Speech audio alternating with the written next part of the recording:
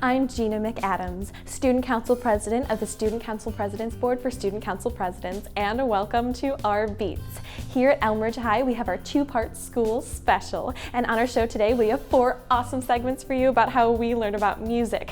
And we would have 5 if David didn't delete my segment about running for Ecology Club. But vote for me. Anyway, here's our first segment about guitars. Hi, welcome to Tune In, where we help you select and maintain your guitar.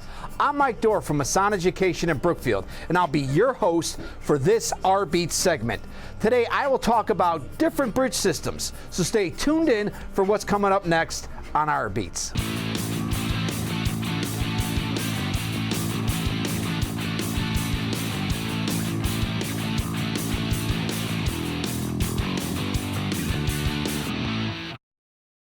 All right, guys, before we get started, I just want to let you know over the years, they've designed and created hundreds of different bridges, but today I'm going to go over 5 of the more popular bridge systems that you're going to see on acoustic, electric, and classical guitars. The 5 are Stop Tail, Bigsby, Strat Style, Acoustic, and last, Classical. So let's get started with the first one, which will be a Stop Tail. All right, guys, first up here, we have a Les Paul style guitar with a stop tail bridge system. Now this bridge system is probably one of the more basic ones you're going to see on guitars. It's very functional, and it actually allows you to do a lot of down tuning and different tunings on a guitar without messing with the actual action of a guitar. Very simple, just consists of a bar here that the strings go through, and then a bar here where the strings go over what are called bridge saddles.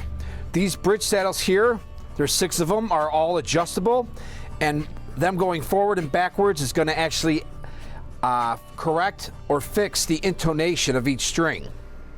All right, guys, next up here, we have a Bigsby bridge system on this Ibanez full hollow body electric guitar. The cool thing about the Bigsby system, it allows you to do a kind of a tremolo effect on all the strings. The strings are kind of fed over the bridge saddle and then around this tube here, and there's a spring here which allows you, when you're playing the strings, to take tension off the strings and also put more tension on the strings. You can get a very cool kind of vibrato effect that way. Just like the first bridge system we showed you, again, the strings are always going to slide or go over the bridge saddle. There's 6 of them here, so each string can be adjusted, or each bridge saddle can be adjusted to correct the intonation on each string. Very cool bridge system. You see a lot of people in the 50s used to use this. It's a very cool and hip bridge system for bands that do a lot of rockabilly. Jazz guys like to use them, but a very kind of vintage cool bridge system. Not as popular as the Stop Tail, but it allows you to do that cool vibrato action. Here we have a Fender Stratocaster, one of the more popular guitars that you see out there today. This here is what I'm going to call a Strat style bridge system. A little different than the first 2 I showed you. It is one piece. Everything's kind of connected. It's not a bar, and then the strings don't go over a separate bridge bar. It's actually just one piece. So you feed the strings through the bottom here, and they go over the top, rest over the saddle. So each, again, with any electric or most electrics, you have 6 bridge saddles. Each one of these can be adjusted to correct the intonation on each string. Now on this bridge system, you have what's called a whammy bar or tremolo bar. And the Strat's kind of cool. It gives you you can actually take the tension off the strings that make the guitar strings kind of weep. And it has a little movement to go back too, but not as much as the Bigsby system. The strings or the bridge system tension is controlled in back. As you can see here, there's 3 bridge springs. This is called your bridge block. And this here allows you to adjust the tension of the bridge by taking these 2 screws farther into the body or farther out. What we have here is a Fender acoustic guitar. And most acoustics have this type of bridge system. The bridge is usually made of rosewood. It usually has a bone or plastic bridge saddle. And then you'll see that there are 6 bridge pins. Here's number 6. Very basic bridge. This piece of rosewood is actually glued onto this guitar. This bridge saddle controls the height of the strings. And when you're restringing a guitar or putting the string on the guitar, you usually start on the back here. The string's going to get inserted to the hole. You have what's called a bridge pin. Goes in to that hole there. You put tension on the string, and you're ready to go. All right, guys. Last but certainly not least, we're going to take a look at a classical guitar bridge system. The major difference between an acoustic bridge and classical bridge is that the strings at the end, instead of using acoustic bridge pins, you're actually going to tie the nylon string around the bridge through the 6 holes that are located in the back here. Once they're tied, you put the string on, put the tension on, it'll hold with the right tie. And again, nylon strings take a while to stay in tune, so you'll probably have to tune it a bunch. But the bridge system's pretty basic.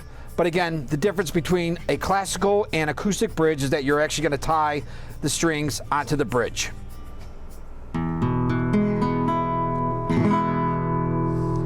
And there you have it, guys. Those are 5 different bridge systems. Again, there's a lot more out there. So there's not only 5, there's probably hundreds of bridge systems you're going to see if you're a guitar player or someone who's looking to buy a guitar. I just went over 5 of the more popular ones. Again, I'm Mike Dorr from A Sound Education, and thanks for joining us on RBeats. Wasn't that cool? It could have been cooler if someone didn't take out my PSA about playing instruments under the influence, but it's fine, David. Anyway, here's our next segment about street performers.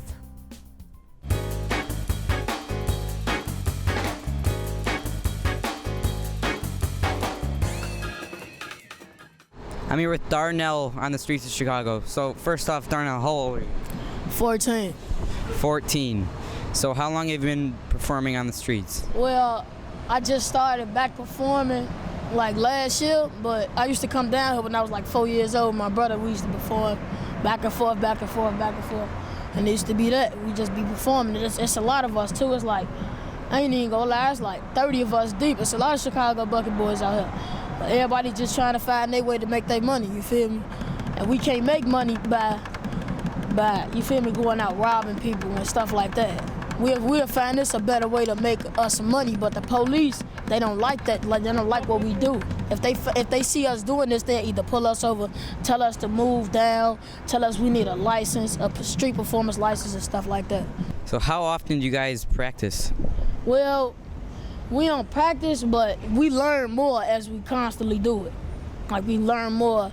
We all got our own style, but it's beats that we still do together. Like, everybody know beats, everybody know the same beats, but when it comes down to our solo, that's our personal beat. Like, that's the beat that we made up. Do you play the drums, like the actual drums, or you only play the buckets? I just play buckets. I don't really play the actual drums like that. Never really did. Are you big into music? Is music something you're passionate about? Nah, somewhat. I like rapping and stuff like that, so yeah. Are there any other locations that you perform, or are you just all over the place? Well, basically, in the wintertime, we on state. You can catch us on state. But in the summertime, we all up and through Michigan, all up and through here. You can catch us at the water tower, right there by the bridge. And that's basically it. But other than that, yeah, we be at the museum, we be at Soldier Field, and we be at Lollapalooza, we be at Cubs games, all type of stuff like that. Yeah, that's basically special events. Cause when we go to special events, we make more money. You'll make like, if you come down here was to do this and it was a Lollapalooza, you at least make like 200. Come back, make 200. Come back, make 200. But on a daily basis, sometime when it's moving slow, you'll come down here with nothing and make like $30. At least you making something in your pocket. So, how many hours of the day do you usually do this? From 9. We do it from 9 in the morning to 9 at night. But sometimes we'll do it from 9 to 12, from 9 to 3, from 9 to, you feel me? It's not really like scheduled. We leave when we want to leave, but if we broke and we ain't got nothing, we gonna stay down here until we get what we want. And then like certain events, like say for instance, the Lollapalooza that just passed, Like, you know, I'm old enough to be out here late night. So we'll be together, and sometimes we won't even leave till about 1 in the morning, still getting money. When you walk that way, you about to catch some more bucket boys that's right down the older corner. than our big brothers, like we blood. Like our big brothers, right? Like his big brother, my big brother, the one who just ran off, that's my big brother. You feel me? Now, me personally, I'm not a bucket boy. I'm like a third hand, you would say. Like, I watch out for if the police coming, or like security, basically. That's what I do. Or like when he want to come down here, he'll come down here with me. My brother not around, he'll come down with me. Everything go peachy green for him. And then sometimes I do a little snap or two, like when somebody run off to go get some drink of water, or he'll just come, take care of their work, do that. But yeah, but you can catch us down here mostly often. We ain't doing that. We just trying to make some money, put some money in our pockets, trying to feed our family. That's really what we trying to do. If we can't get no job, then we can get a job. But you feel me? It's like we still need quicker money. Cause what if you can't get that job? You still need a side hustle. I'd rather do this to sell some drugs. Very interesting. The people inside called the police because we being too loud. All right, we being too loud, but now the police taking it too far to where it's like, okay, we being too loud. Now they made it a law like, all right, you can't beat unless you got your license. If you got your street performance license and you got it on your neck and they see you and they ride past and look and see your street performance license and they got a call saying it's a bucket boy in front of my property beating, and the police see you with your street performance license, they ain't gonna tell you nothing, but they just gonna keep riding past. But if you don't got that, sometimes they'll lock you up, how you in a station for 12 hours until somebody come get you. 24 hours, until somebody come get you. Or they'll just tell you to move down, and that's about it. Is it expensive to get a license? Not that expensive, but if you constantly get tickets, like if I was to get a license, they'll write me a ticket for doing it. If I constantly get tickets, they'll take my license away and I can't get another one until I pay my fees. Oh, okay, so you'd have to pay, so you don't get as many tickets if you don't have a license. Right. Yeah, right. Basically, you just get to go on down there, or sometimes they will take you for beating without a street performance license. It depends on what type of police officers you get. Right, Because you got police officers that just don't be having time for it. You got police officers that don't be caring. You got police officers that be cool. It be the white ones be cool, the black ones be cool, the black one to show out in front of the white one. But I don't know what's going on with the police laws, but yeah, we just be, look, see, here's Chicago bucket boy. He been down here as long as me. But yeah, that's how it be though.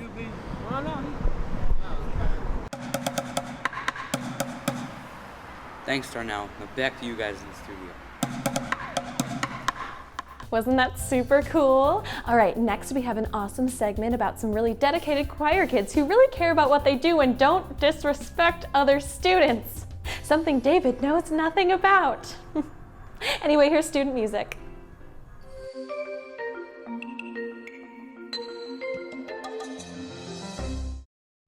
Hi, I'm James Baum, the band director at Riverside Brookfield High School, and I'm here to talk to you today about jazz saxophone.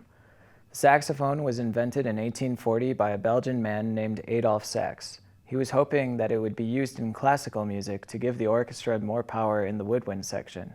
However, it never really took off. Instead, the saxophone became popular in wind band and military band music, like the bands of John Philip Sousa, as well as early dance hall orchestras, which were not jazz ensembles, but influenced the format of the big band swing era bands that were soon to follow. The arrival of the saxophone as a jazz instrument is attributed to tenor saxophonist Coleman Hawkins' stint with the Fletcher Henderson Orchestra starting in 1923. The saxophone was soon embraced by Chicago-style musicians who added it, along with chordal instruments such as pianos, banjos, and guitars, to the trumpet, clarinet, trombone, bass drum ensemble format inherited from New Orleans jazz. The Duke Ellington Orchestra of the late 1920s featured saxophone-based ensemble sounds and solos by saxophonists Otto Hardwick, Johnny Hodges, and Harry Carney.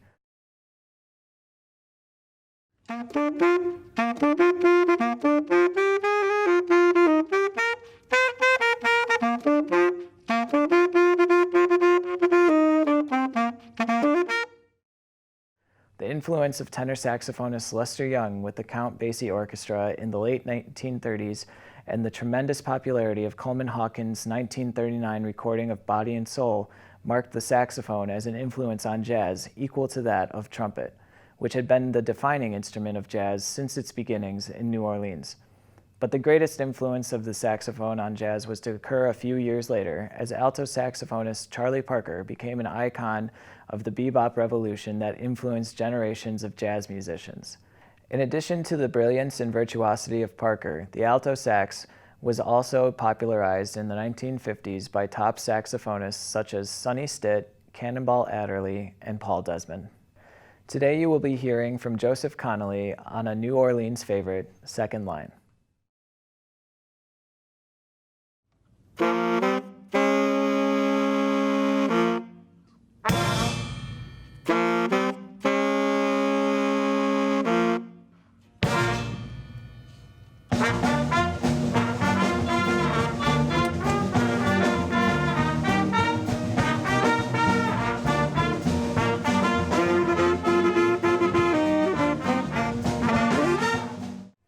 And now let's toss it to Miss Dunham in the choir room.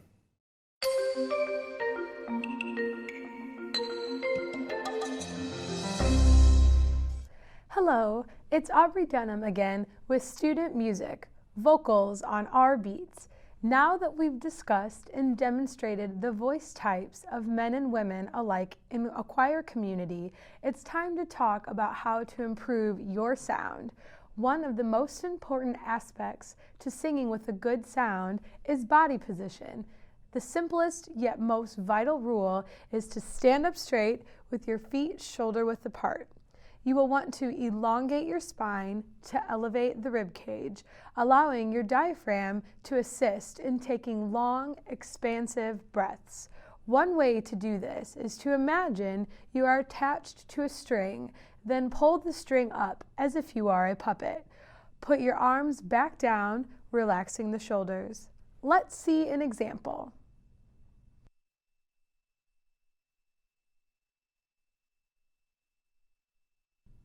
Fantastic. Now that your body position is set, we are going to discuss solfege and Kerwin hand signs. Singing is often one of the more difficult instruments to learn because all of the functions are inside your body. Because of this, you can't see what is going on inside or how your instrument is working, unlike other instruments such as saxophone or clarinet, where you can physically see the parts used to create a certain sound. Solfege is the use of specific syllables to find notes, and hand signs help create muscle memory for your body to associate with certain notes to make up for what you can't see happening on the inside. Let's go through the solfege syllables accompanied by Kerwin hand signs. Do, re, mi, fa, sol, la, ti, and a second do. Now, let's see the students demonstrate this while singing with a good body position. Do, re, mi, fa, sol, la, ti, do. Thanks for watching Student Music on RBeats. See you next time. Wasn't that just fantastic? And now we have our last segment with an inside look at a high school band. Amazing! Why haven't I left? Yeah. Well, I'm tired Okay. and sore. Is that an excuse? Yes. Okay. And then I have to have this. If I hit you, will that be on RBTV? I'm not going to.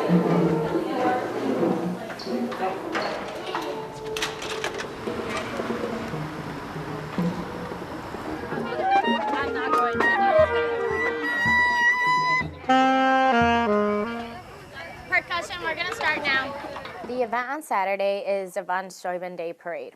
At the Von Steuben Day Parade, the band goes and we march alongside the German club, well, behind them, and we play music. It's a normal parade in Chicago, and after the parade, Students are allowed to get food and just hang out and see the rest of the festivities.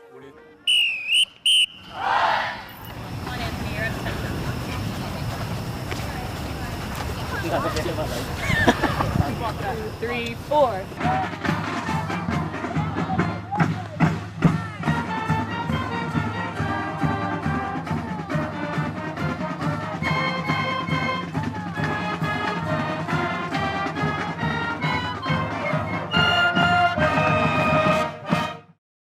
Melanie, wait. Wait, can you like do the cool thing you just did? You need a handbag? I don't. Von Steuben Day, the parade is downtown. I don't remember exactly where. Isn't it in like Logan Square or something? Yeah. For Von Steuben Day, I feel pretty prepared. I mean, the songs aren't that hard to learn, and I think we've got them pretty okay.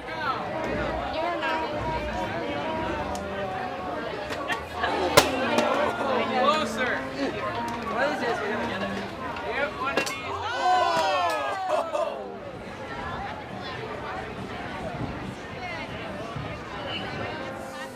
If you guys are wearing sunglasses, put them in your pockets.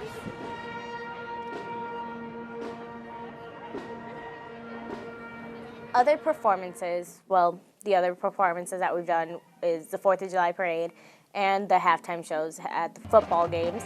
And, well, the difference between a halftime show and a parade is that you have to march and conduct. You have to watch out for the flag twirlers because you don't want to get hit by a flag. You have to stop the band so it doesn't look like a slinky. The slinky, well, if we have 4 tweets, and 4 tweets either means to stop or to go. And if you're marching and you hear the 4 tweets, everyone stops at the same moment.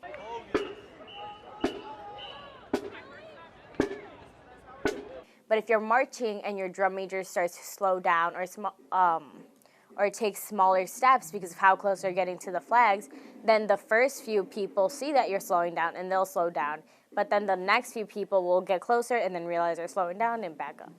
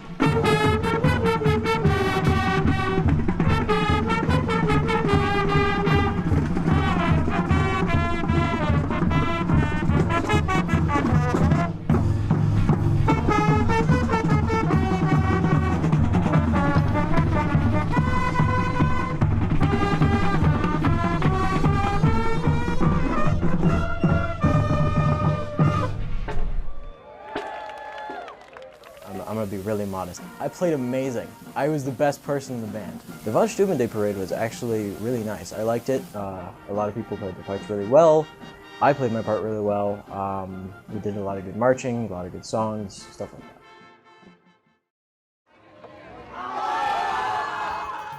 Thank you so much for watching our beats here at Elmridge High, and make sure to vote for me, Gina Adams, for prom. Thanks.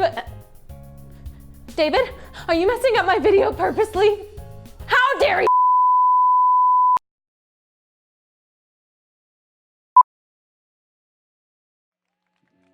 And now, a memorable music performance from the RBTV archives. Presenting Kiss Tribute Band Kings for the 2010 RBEF Telethon.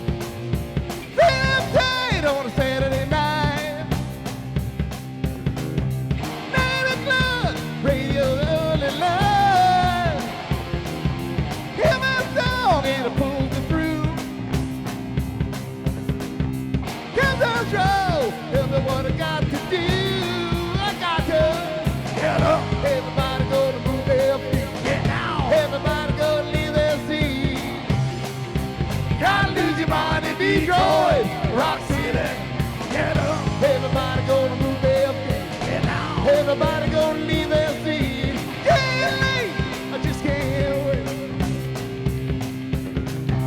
Can't wait, love, you know I gotta hit the road. Let's have drinks, then I smoke. That's the call, trying to make the midnight jump. Will it go?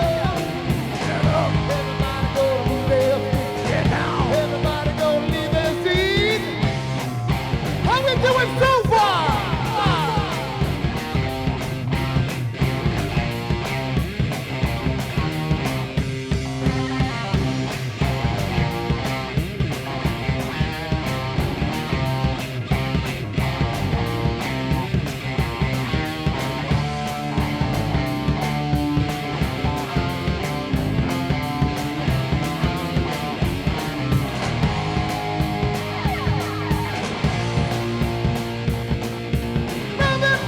Doing not before. That just me, still moving but slow. I feel good, so alive. Yeah, my soul, pay it all the ready. Let it go. Get up, everybody gonna move their feet. Get down, everybody gonna leave their feet. Let me hear ya. Put your hands in the air. I still can't hear you. Oh, yeah.